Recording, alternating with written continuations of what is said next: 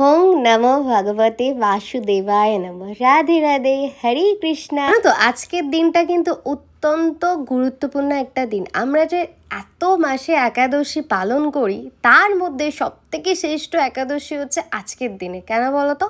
পাণ্ডব নির্জলা একাদশী। হ্যাঁ, পুরোটাই নির্জলা থেকেই একাদশীটা করা হয়। আমি যতদূর জানি এই একাদশীটাকে ভীমসেনের একাদশী বলেও মান্য করা হয়। পাণ্ডবপুত্র ভীম, যিনি কিনা খুব খাদ্যপ্রেমিক ছিলেন, আর উনি সমস্ত একাদশী ব্রত পালন করতে চেয়েছিলেন, কিন্তু ওনার ক্ষুধা নিয়ন্ত্রণে না পারার কারণে উনি কোনো একাদশী পালন করতে পারেনি। তাই উনি সমস্যার দিকে মুক্তি পাওয়ার জন্য উনি ঋষি ব্যাসদেবের কাছে যান। ঋষি তখন এই নির্জলা একাদশীটা পালন করতে বলেন। ভীম তখন এই একটি একাদশী পালন করে, মানে নির্জলা একাদশী পালন করে পুরো 24টা একাদশীর পূর্ণ অর্জন করেছিলেন। সকাল থেকে আমিও নির্জলা, আর সকালে ভগবানের সমস্ত কাজ করেছি।